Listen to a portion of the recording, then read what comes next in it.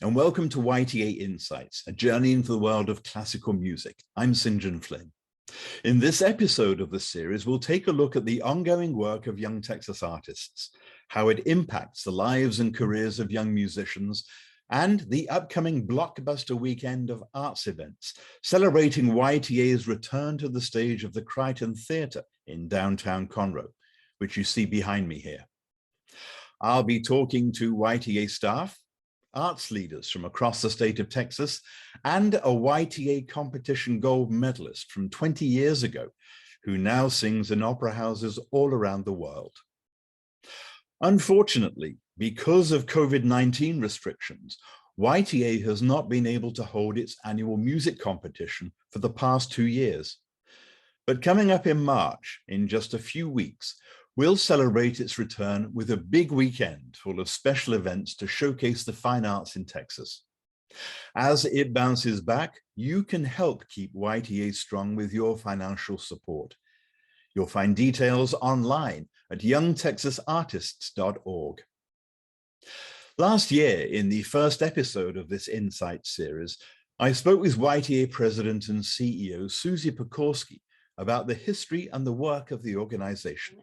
Our mission statement says to encourage excellence in young Texas musicians and to inspire their audiences, enriching the cultural life of our state.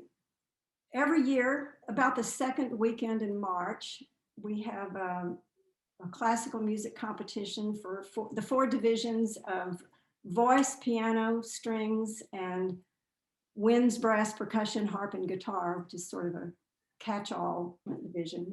It's about a 3-day event, culminating in the finalists concert and awards on that Saturday night. Actually, when we started out, it was just the Young Texas Artist premiere. It was just a single performance of one pianist. And the purpose of that was to give a stage and an audience to a deserving young performer and a wonderful concert experience for the audience. And the selection process for that young artist quickly evolved into a competition that was presented to the public and heartily embraced by the community, and grew into the organization it is today. But we're so much more than a music competition now. We have a career development program for our young artists and a mentoring program. So we have lots of career boosting programs for not just the winners, but all the participants at YTA. We like to identify wonderful young artists in the program, but we like to give their careers a boost.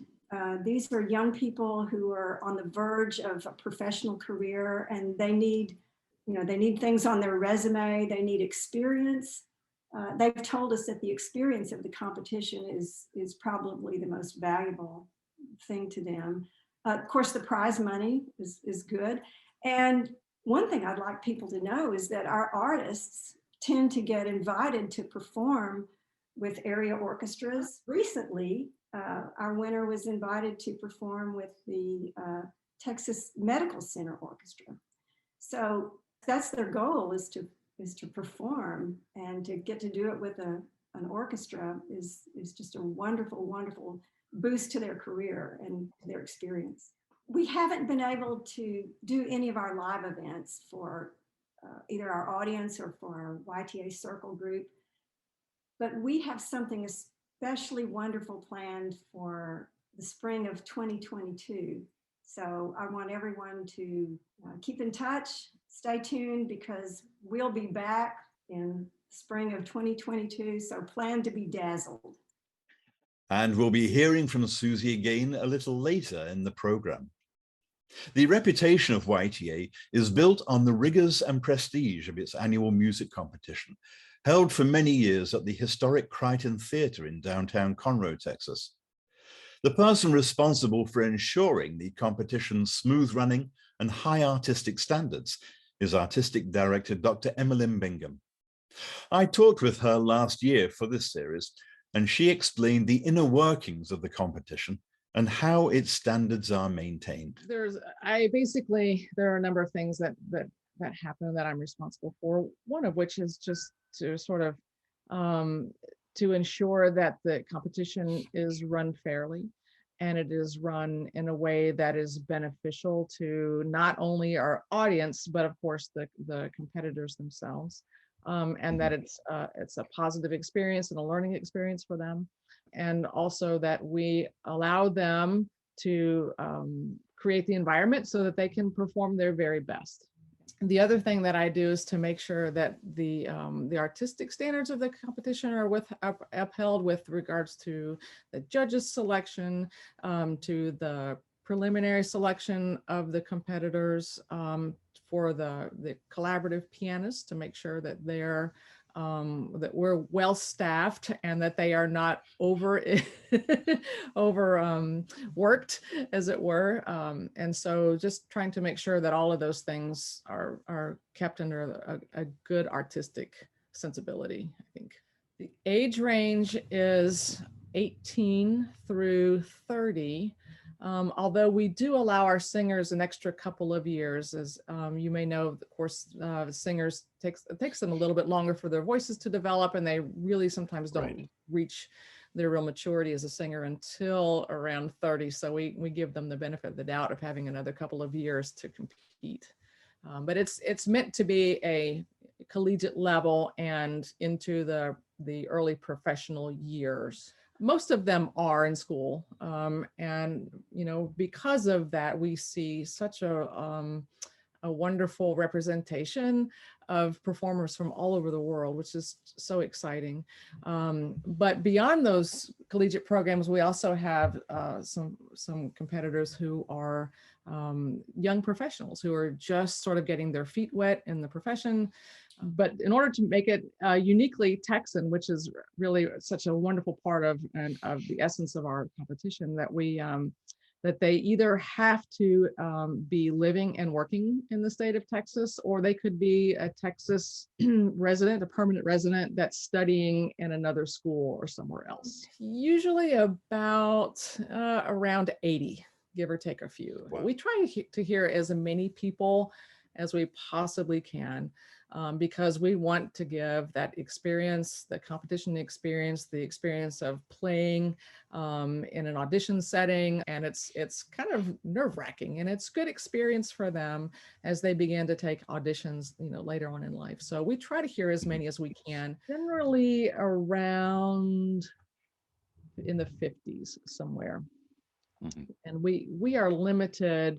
For one category in particular, the piano round, we are limited to 15, just because of the logistics of the hall and the pianists. Most people don't realize this, but we have to be able to give them time to be able to warm up on the instrument that they will be auditioning on. And so it's this, we've got it all worked out to this wonderful algorithm, but of how many minutes that they get on their audition piano, and then how much, space between the warm up and the actual audition, and to make sure that that maintains to be exactly the same per second for every particular, every contestant in that division. So it's quite a science. And, because we have 4 different categories, we want to make sure that we have a judge that's well-versed for each category. So someone who knows the piano repertoire and someone who knows, the string repertoire, knows exactly,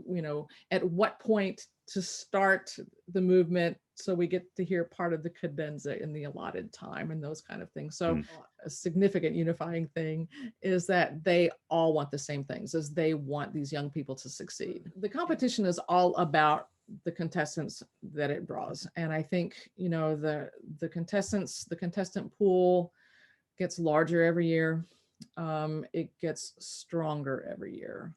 And I think for us to be able to adapt and to meet the needs of those particular contestants, I think that is really sort of the direction, and that's how it's been evolving, is through the direction that our young contestants need it to go. And also at the same time to bring something that's meaningful to the city of Conroe, to the people of Conroe and of Montgomery County, and those who from Houston who we bring up as well. So it's just it's just been really exciting. I'm hoping that we can continue our mission to make our money more plentiful and more opportunities, more performance opportunities for some of them. So I think we're really just sort of doing what we do well, but continue doing it better and on a grander scale. It's well worth pointing out that YTA's commitment to the success of its young artists is ongoing. Each year, YTA offers its competition winners career development and branding coaching, helping to ensure these great classical musicians can navigate the twists and turns of a performing arts career. Leading this effort is powerhouse classical concert pianist and motivational speaker, Jade Simmons. Here she talks with me about the importance of equipping young musicians with the tools that they need to forge meaningful careers beyond the competition stage.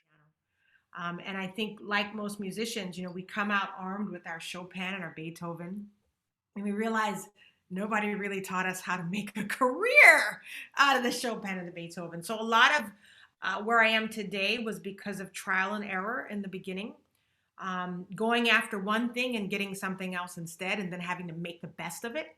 And then eventually it became a very intentional path of creating something that really fit me as a person, as a musician, and as someone who wanted to make an impact. There's a big disservice we sort of do to young musicians. One is to pretend like there is no option to really perform and have a profitable, prosperous performing career. So go ahead and think of your plan B and C and D, because you're never going to get plan A. That's a kind of a silent killer, I think, amongst many hopes in musicians' hearts and minds as they're coming through school. The other disservice we do is we only paint one picture of what a music career can look like, maybe one or two. You're either going to perform or you're going to teach, period, point blank.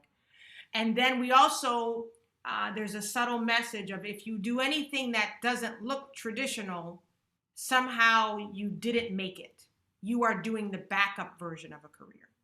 And those things are very hard to dispel. And I know that because I'll give master classes in institutions like a Juilliard, right? Or where you have the highest level performers. And when you talk about career development, there's a little bit of resistance, because we've bought into this idea of, I don't need career development. I'll just play flawless Chopin etudes. But nobody tells you everybody plays flawless Chopin etudes. So what's your differentiator? What's your brand distinction? Why hire you over, enter Wunderkind name here? And then I may give a master class in a community college that has a music program. Those kids are much more interested. And I realize it's because they've already been working for the most part. So work is already a part of what they do. They're balancing work and their art. Many of them come from backgrounds where they didn't necessarily get to go to all the best music camps and study with all the best teachers. So there's a different mentality. They already come in thinking, I'm going to have to work and build this in some way, shape, or form. So that's been the interesting thing over the last few years. So with YTA, we want to instill a healthy understanding of what career building can look like. That to start thinking of what all your career can be is different than hearing what else is my career going to have to be because I didn't get what I was going after.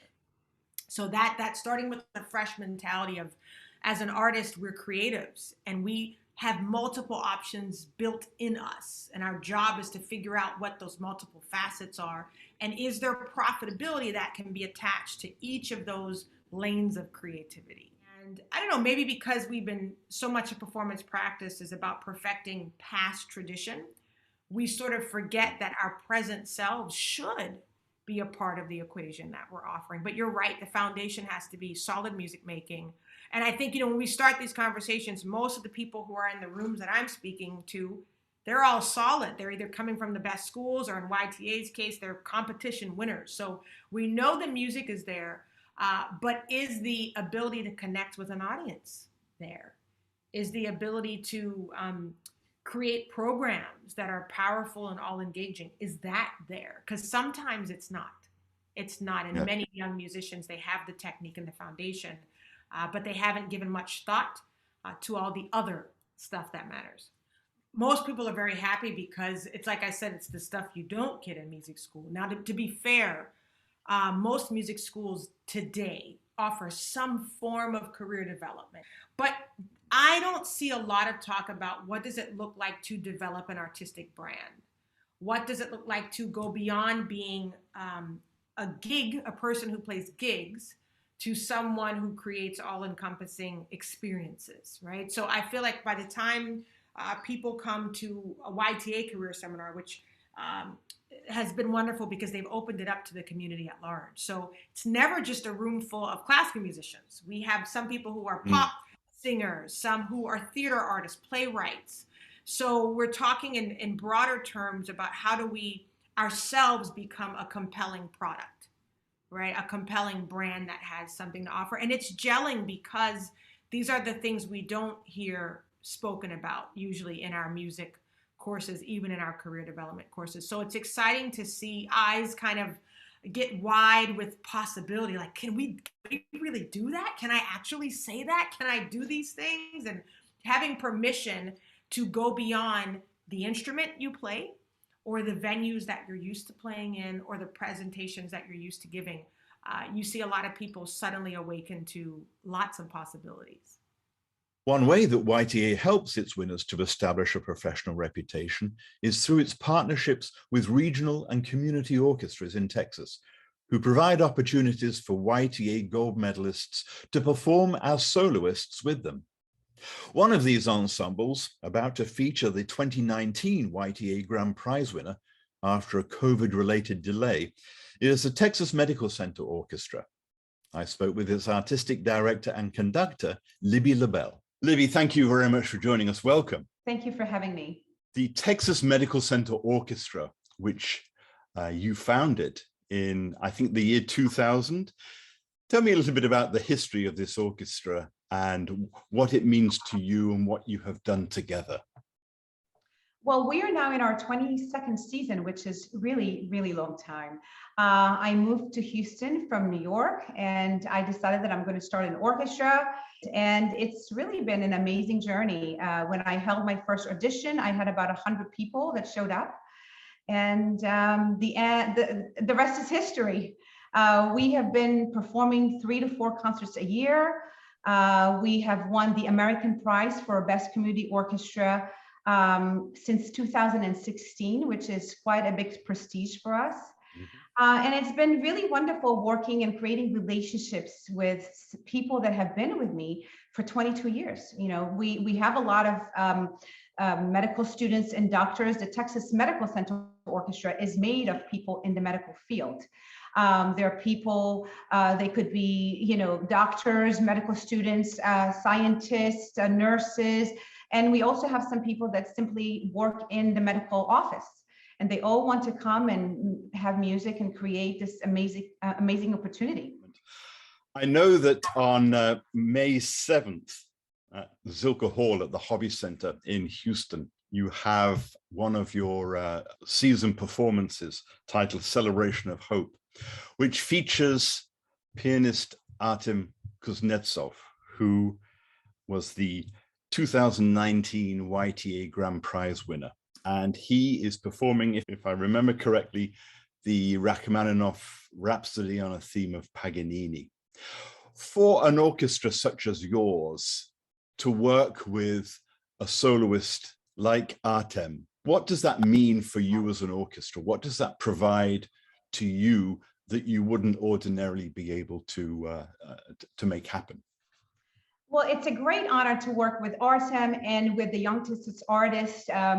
I love the idea that we are collaborating now and providing TMCO the highest caliber of musicians, the kind of soloists that will potentially emerge into a big career and will most likely perform with professional orchestras like the Houston Symphony or the Berlin Philharmonic.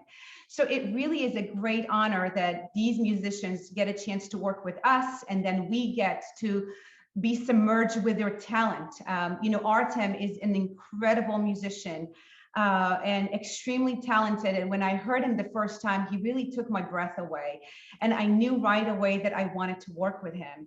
It's the kind of musicians that you would expect to play with the Berlin Philharmonic, but we'll get a chance to work with him and share his talent with our audience.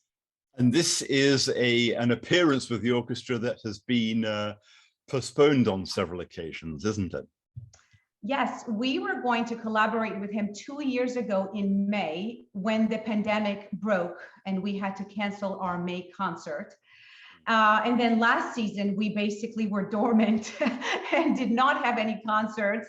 Our members in the medical field were very busy serving on the front line, and they're extra conscientious of performing, being distanced from one another.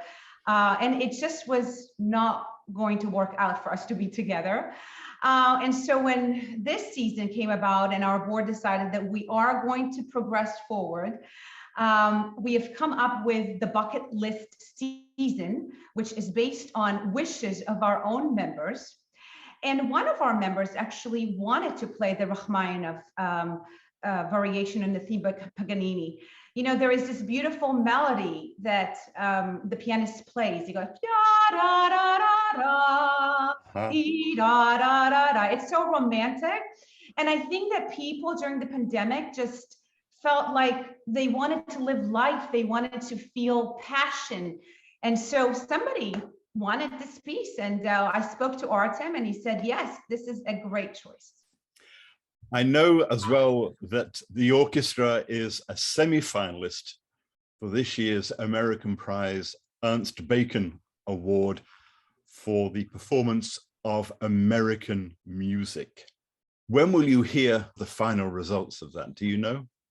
We're probably going to hear sometimes over the summer. If we're lucky, maybe in June. It has been very slow just because of the pandemic, but we are very excited. TMCO is really an amazing community orchestra. It's one of the best that I've heard. And carrying that title as winners of the American Prize is priceless for us. It's basically like a stamp that tells everyone they're good and you better come and hear them. Well, look, Libby, all good wishes for May 7th at Zilke Hall at the Hobby Center. And I know that you and Artem and the orchestra will have a wonderful time.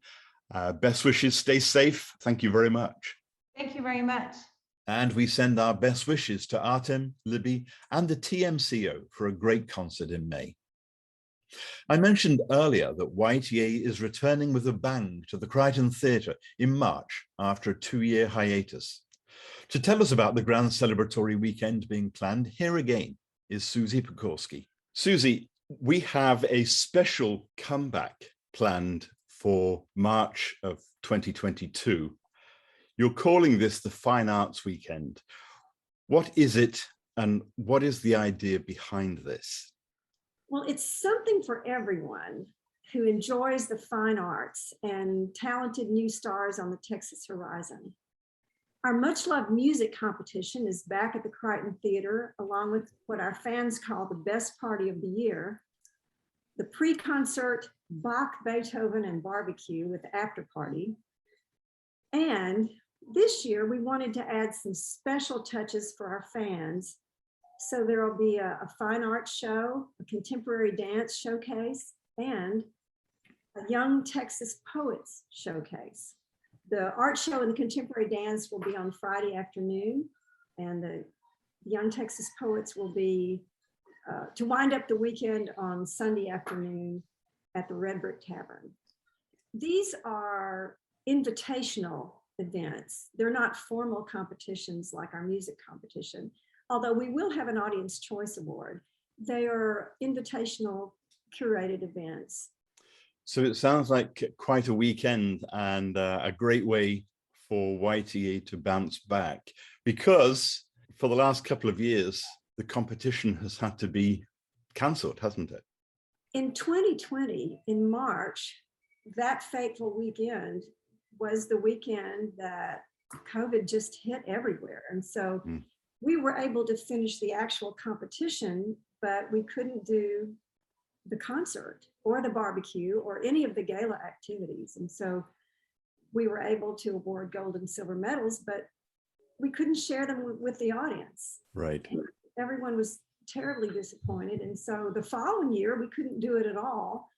So we used the downtime to try to create something extra special for our comeback. So Friday, March 11th through Sunday, March 13th, everything will be happening in downtown Conroe. I know it's going to be a great weekend and a great way for YTA to storm back into the performing arts. Susie, thank you very much. You're welcome, St. John. And we're so happy that you're going to be our master of ceremonies. Yeah. So now let's meet the people who are putting together these fine art showcases. Artist, art historian, and writer Joseph Staley is curating the fine art show. I spoke with him about what he has planned. Joseph Staley, thank you very much for joining us. Welcome. So this is the Fine Arts Show, one of the components of the Fine Arts Weekend that YTA is putting on in March. You are, I don't know if curating is the right word, but you are certainly coordinating this show, which will be held at, I think, 202 Main Street in downtown Conroe on Friday afternoon, March 11th. Tell us about what the parameters of this show are. How is it set up and whose art will be hanging on the walls? So with any show that I try to do, especially north of Houston, I try to shatter this misconception that Texas, and more specifically its art scene, is homogeneously conservative in regards to genre. And so something that I'm trying to do with my curatorial practice, especially in this context of moving north of Houston, is to kind of shatter that misconception, bring in some more conceptual art, bring in art that really asks you to think as opposed to telling you what to think. I think that's very important. And I think that really with this show, I'm trying to strike a middle ground or a balance between something that's more experimental on one end and more traditional on the other. We are exhibiting in Conroe. We do have to keep our audience in mind. So if we can strike that middle ground, that sweet spot, right, between something that's more experimental, unconventional, untraditional, and then something that relates to art history as well. So it's looking forward and looking back simultaneously. And I feel like that's the best mode that I could exhibit as a curator, but also I think is the most appropriate in Conroe itself. So who are the artists that will be featured? I am very excited to feature a host of MFAs from the University of Houston that has an incredible painting program. Some of the most thought-provoking artists I've seen come out of that program. A lot of artists that, again, are in that middle ground between experimental and traditional, but are also doing things that are unconventional. So you have abstraction, you have these amorphous forms floating in this really delineated, beautiful space. And abstract is kind of a term that was really in vogue, say, in the 1950s with abstract expressionism, but we've kind of moved past that. It's traditionally coined as non-objective now. So something that's playing with shapes, forms, color, it's playing with the formal elements of art and manipulating them in a way. So you have form, texture, color, shape, line, all of those things, but subverting them and kind of recontextualizing them in a way that's different, refreshing, and appealing. We have painting on the one end. We have photography, we have unconventional experimental photography, and then we have some graphic work, some design work from a couple of Savannah College of Art and Design students. So really kind of artists that had their focus in Texas, maybe moved outward, but are back here. So really kind of running that gambit of artists that are endemic to Texas, stayed in Texas, helped foster their careers in Texas, but also artists that went away, built up their resumes and came back to support this vibrant arts community that we have here at home. So it's an equal fluid mix of both. How many artists will be featured in the exhibition? We have 10. I'm so excited. They're all 2D. It's all primarily painting, but then like I said, we do have some graphic media mediated digitally typically, and then we have some kind of experimentally adjacent photography. So work that's moving with movement throughout time and space. So 10 artists kind of running the gambit. We have some beautiful, tender, delicate still lives that are being portrayed. We have some unconventional portraits. We have some experimental photography, and then we have some graphic work. So it's all working in that mode. And then kind of the general overarching theme that we have is kind of this theme of abstraction, whether it be complete and total abstraction with some of the artists or abstracting the human form, the human body. So it's like a more traditional definition of abstraction and a more loose definition of abstraction, but that's kind of the overarching theme. And we're going to have gorgeous venues, and I'm so excited to bring these artists to a place where they hadn't exhibited previously and kind of hope to alter their context in a new place. So it's 1 o'clock in the afternoon on Friday, March 11th at 202 Main Street in downtown Conroe. Joseph Staley, thank you very much. Thank you. Appreciate it. The YTA Fine Arts Weekend Contemporary Dance Showcase is choreographed by Luann Carter, former head of the dance department at HSPVA, Houston's High School for the Performing and Visual Arts. As she explains, the featured dancers are all former students who are now studying dance in college. Luann Carter, thank you very much for joining us. Welcome. You are directing, you're choreographing the Contemporary Dance Showcase, which is part of the YTA Fine Arts Weekend, which I believe will take place on Friday, March 11th, 2 p.m. at 202 Main Street. What is this? The dance showcase will feature 7 professionally trained dancers, all of whom I have taught over the years at the High School for Performing and Visual Arts. Their assignment, you could say, was to choreograph a 2 to 3 minute contemporary dance solo, their own choreography. They are solos, so the individual choreographer will be performing their own solo. It will be quite a nice variety. These students have all, former students have all trained professionally, as I said, at various institutions in the United States, including Pace University, Juilliard, the Ailey School in New York, Point Park, to name a few. So they're at a stage in their career where obviously they are committed to dance in some way, shape or form. They are continuing to study beyond high school. For dancers such as these, what does this sort of showcase offer them? Well, I'd like to say first, not only does it offer the dancers something, I really hope that it will educate the audience. I think dance has been somewhat of a redheaded stepchild compared to the other arts. The musicians love to say that music is the universal language, but what we say in dance is dance transcends all languages. And I think audience education is crucial for dance. These dancers are at a pivotal point in their career. They are very committed to being professional dancers. The pandemic has not helped their dreams and desires. Dancers are athletes, and training is horrific. It is horrendous. It is physically, mentally challenging, as well as financially challenging. So when you think of a musician, yes, they have very specific things they are training, but a dancer is training their arms, their legs, their torso, their head, and their brain. And it is quite challenging, just like it is for a professional athlete. And in order to, after four more years in a university setting of training professionally for dance, you still need to train. You mentioned ballet, and I think it's easy to think when we talk about dance that we're talking about ballet, but of course, contemporary dance is much more than just ballet. So what styles of dance will these young dancers, choreographers be presenting? In a great way, modern dance, contemporary dance, we always called it modern dance until the 60s, when there was a lot of experimental dance that came about with Twyla Tharp and Trisha Brown and et cetera, et cetera. These dancers have developed very unique styles of their own, having trained in very classical forms.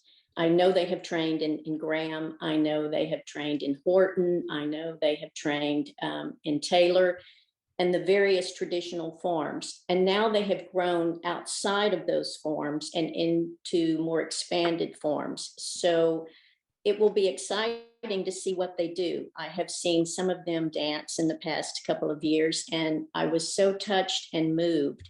They had developed such high-level skills of communicating with their bodies to their audiences.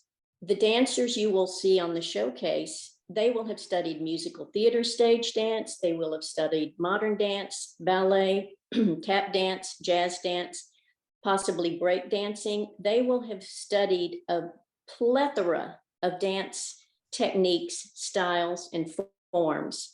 It will be very eclectic. Well, Luan, we're very much looking forward to seeing these young dancers who are on the cusp of their professional careers. Thank you very much for the introduction, and thank you very much for joining us. You are welcome. Thank you. The YTA's Fine Arts Weekend comes to a close Sunday afternoon, March 13th, with the Poetry Showcase, featuring original work performed by young Texas poets. Organizing this showcase is Montgomery County Poet Laureate Dee Dee Fox. Dee Dee, welcome. Thank you very much for joining us. You are directing the Poetry Showcase for the YTA Fine Arts Weekend, Sunday, Right. March 13th, at the Red Brick Tavern. Yes. Which sounds like a wonderful venue. So what age will the performers be? Okay, they will be 18 to 35. The Poet Laureate of Houston, Outspoken Being, works with writers in the schools, which is how years ago I met him. And so I brought him and his group, which is from Writers in the Schools, it's called Metaphor.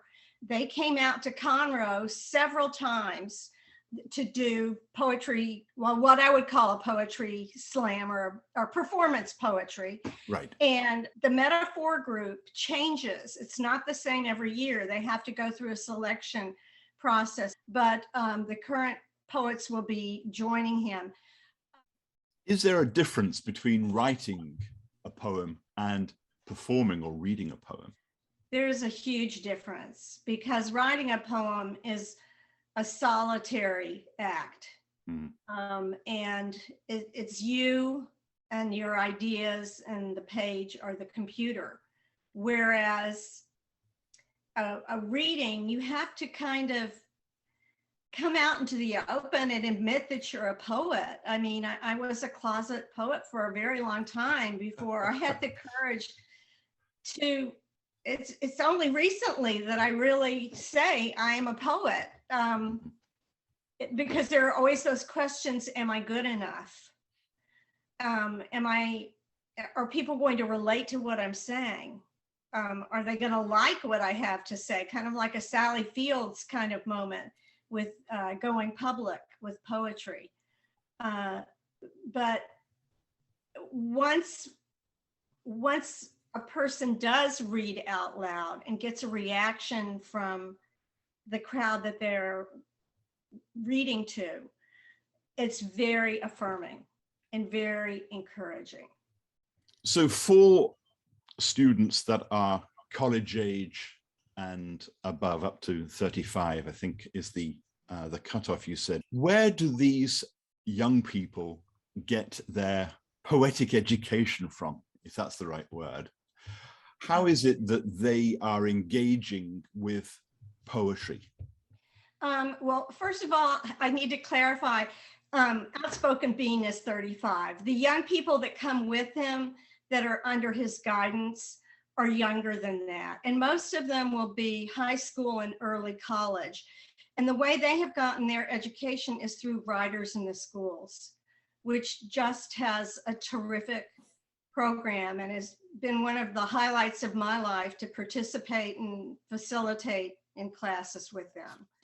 Is there an art to reading or performing your own poetry? I think so. And I think a lot of it has to do with white space on the page and dramatic timing. I think the way that most of us write poetry, the end of the line is like when we would take a breath or a pause.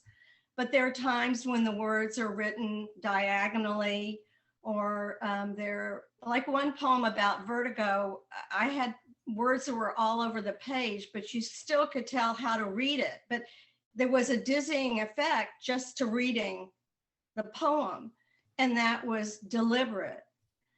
With the young poets and with the performance poets that we will be hearing from, there seems to be, that intensity. You can almost feel a drum beat in what they're saying, which I think is cool, because if you think back to the origins of storytelling and poetry, I mean, I can just imagine people sitting around a campfire, beating drums and telling stories and reading poetry.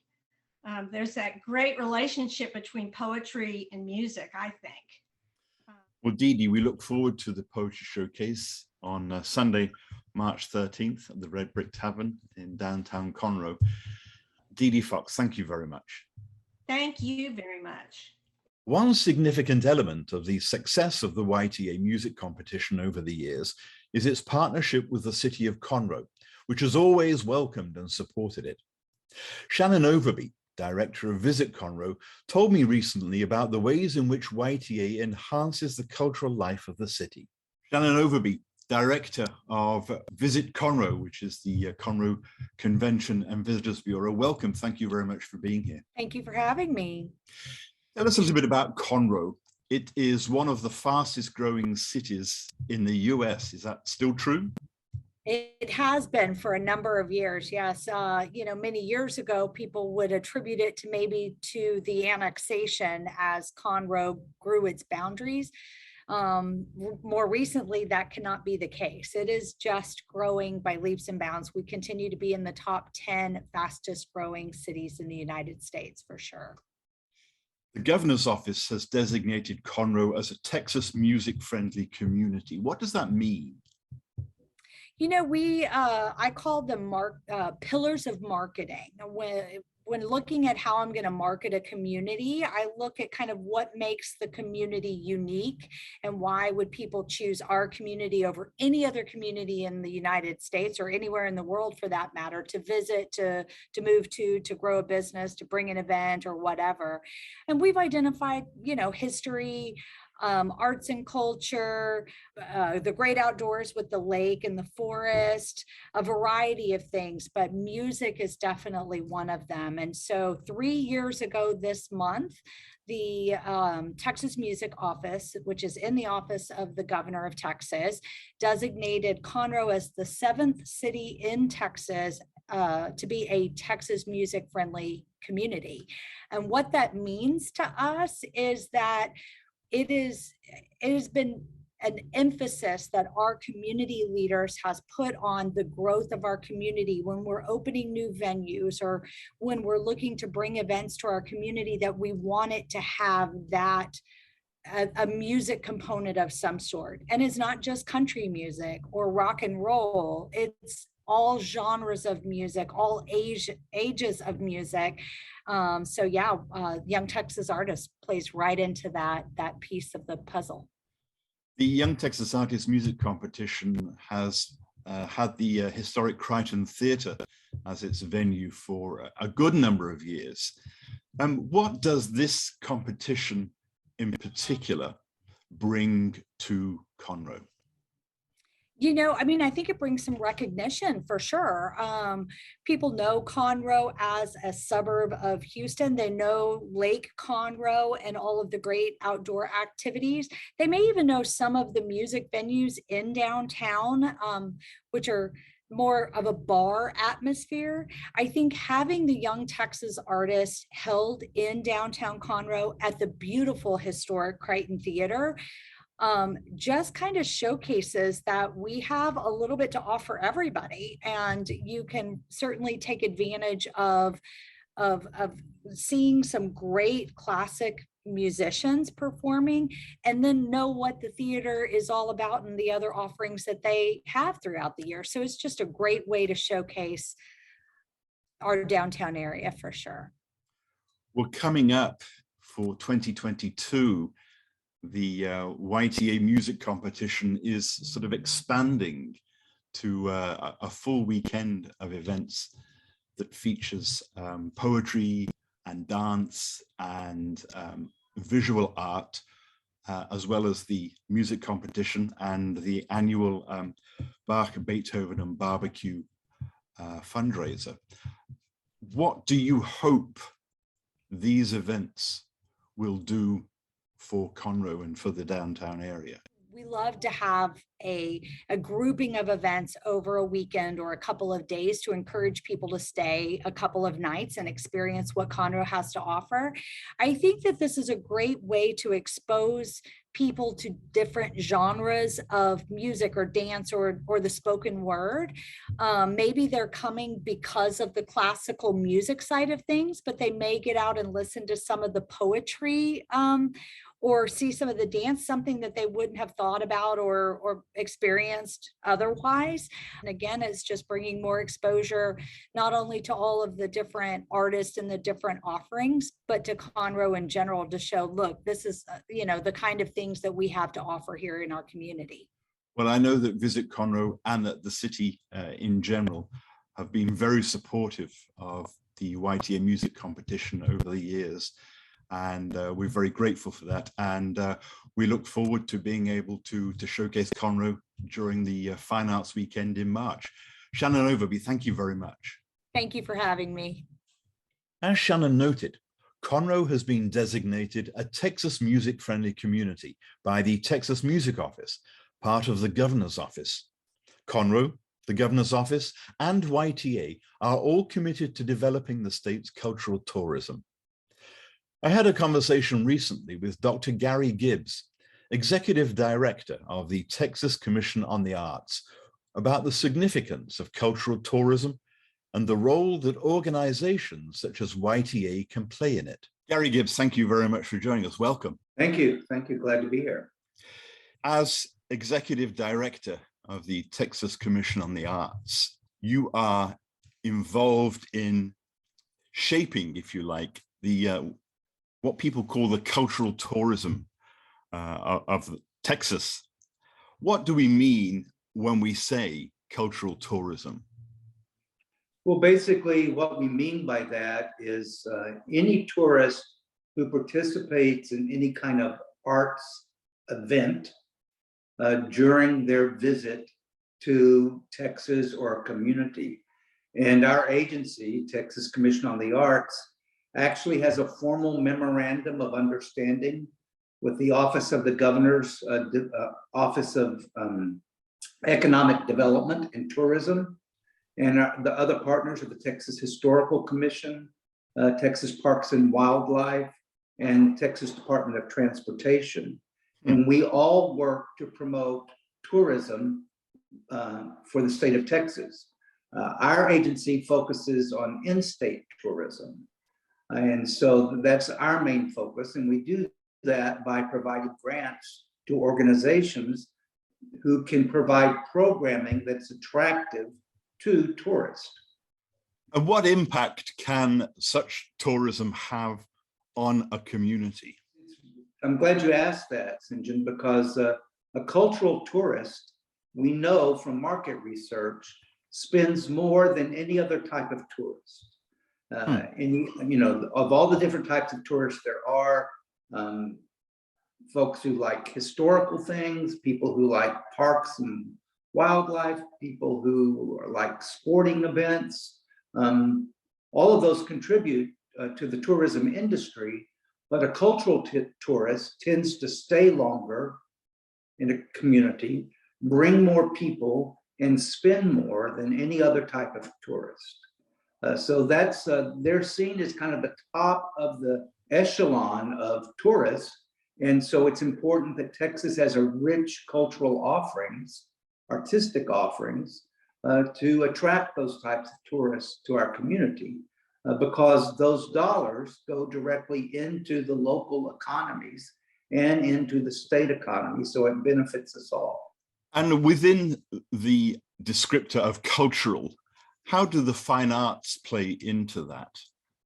Well, they're very much a big part of that. Of course, we value all types of cultural offerings in the state. And that's one of the things that makes Texas so attractive to cultural tourists is the broad array of offerings that we have. I mean, you're aware that Texas is one of the few states in the country that has, more than 4 opera companies in the state, aside from university offerings and things of that nature. We have world-class museums there in Houston in particular. You know about the outstanding museums that exist there. So we're on par with any other major art city in the world. It's a hard story to tell, because when many people, when they think of Texas, that's not the first thing that comes to mind. Right. You have spent many, many years in the area of arts education. Can you talk about a competition like the YTA music competition for young people, for pre-professionals? What can the benefits of these competitions be to those young people? Well, I think they serve as a bridge from kind of the academic study of their specific discipline to the professional world. And because, for good or bad, the way the system is structured, all musicians, regardless if they're singers or instrumentalists, have to participate in auditions throughout their career. It's just kind of standard for the field. And so opportunities like this competition gives them more experience under their belt for performing in front of adjudicators that they may or may not know. In most cases, they do not know. And it teaches them how to put their best foot forward. Gary, thank you very much for taking the time to talk with me, and thank you for all that you and Texas Commission on the Arts do for the wonderful arts in this very, very large state. Thank you, St. John. So we've heard about the impact YTA has on the lives of young classical musicians, in the life of the city of Conroe, and the cultural life of the state. But we haven't yet heard from any of the competition winners to hear how their YTA experiences have helped shape their careers. Well, let's remedy that.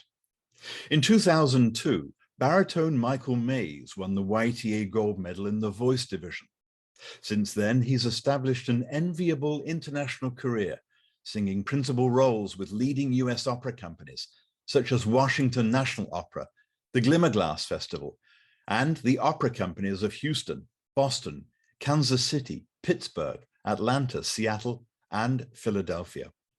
But he's also sung much further afield in places like London, Madrid, Stuttgart, Bergen, and even Israel. He talked with me recently about what winning the YTA Gold Medal all those years ago has meant to his career. Michael Mays, thank you very much for joining us. Welcome. My pleasure. You were the 2002 gold medal winner in the YTA competition in the voice division. Congratulations. No, thank you. Do you remember what you sang? I think I sang maybe something from The Crucible. I think I sang If She Be Innocent from The Crucible. Oh, wow. And maybe Silvio's aria from I Pagliacci, but I'm not 100% sure. I do have a recording of me. I think for the benefit concert part of it, I have a recording of me singing Gene Shear's American Anthem, which was actually performed at Joe Biden's inauguration. And Gene Shear's a friend of mine. He's a librettist, and we did a lot of work together. And it's kind of a nice little bow on that experience. You studied voice at the University of North Texas in Denton. And I think when you did the competition, the YTA competition, you had already graduated. What point were you at in your career in 2002? At that time, I was actually in grad school at the Cincinnati Conservatory of Music. And so I was just there, you know, it was great because I had a British friend who was a coach, conductor, pianist. And she came down and played for me, Susanna Stranders, who's now at the Royal Opera House. And she came down and played for me. And she had never really seen America, or, you know, especially not Texas. And so she got to see Cut and Shoot firsthand. And we even went squirrel hunting. And it was fantastic. And I should point out, for those that may not know, Cut and Shoot is the town that you were born in. Right. Oh, not born in, but where I was raised. I was actually You were born in raised. Forest Cove near Humble. And then they moved, when I was about 2 years old, they moved out to the country. And Cut and Shoot is in East Montgomery County, so very close to Conroe. Yeah, yeah. Went to Conroe High School. What impact did that win have on you and your career? Well, the thing is, like, you know, if it weren't for my ability to sing, I probably wouldn't have been able to go to college, or it would have been a much different experience, and I definitely wouldn't have studied music. My ability to sing gave me a lot of financial help through local, you know, Rotary scholarships, through, you know, scholarships to the university and other scholarships. And so, like, my ability to sing actually allowed me to go to college. And through my course of study at the University of North Texas, I was able to sort of hone my craft to the point to where I was able to get a lot of scholarship money from the Cincinnati Conservatory. But that doesn't cover all your anything, right? I mean, it doesn't cover like all your books and your rent and all that stuff. So, and I had a church job and stuff, but you know, it's really hard because there's so many demands on your time that I just didn't have the ability to go out and earn as much money as I needed to support my life. So competitions in general are a great place for young aspiring musicians to get the financial support they need to live without having to incur an enormous amount of student loan debt for a career, which is a long shot for anybody who's studying it in college or younger. It's a real long shot. And so the help that I got from the Young Texas, back then it was called the Energy Young Texas Artist Competition, allowed me to be able to pay for my living expenses and to be able to go through my education without having to spend so much time, you know, working a job and doing these other things that I already have rehearsals and I already have things that are happening at night and my church job and things. So having the ability to have this financial assistance allowed me to be able to pursue my music and my studies in a way that was much more free and clear of distraction and everything else. Well, Michael, we look forward to hearing you on Saturday, March 12th at the Crichton Theatre in Conroe. Look forward to a little bit of opera and maybe a little bit of bluegrass, a little bit of country as well. Michael, thank you very much. I made my stage debut on the Crichton stage. You know. Oh, did you really? Sesame Street Live at Bob McGrath, 4th grade. The Miss Sellers as my music teacher. So it's a homecoming. Choir went in there. Hey, thank you very much. You bet. And as he mentioned, Michael will be the guest of honor at the YTA competition on the evening of Saturday, March 12th at the Crichton Theatre, where I will be the MC. So there you have it. After nearly 40 years, YTA is still offering career-defining opportunities to young classical musicians and partnering with the city of Conroe and regional orchestras to enhance the cultural life of Texas. We're grateful to everyone who makes the work of Young Texas artists possible, including the YTA Circle members, its patrons and audience members, and the city of Conroe. Your support helps keep great music alive in Texas and around the world. To find out more about the 2022 Fine Arts Weekend, visit YTA online at youngtexasartists.org on Facebook and on YouTube. I'm St. John Flynn. Thank you for watching.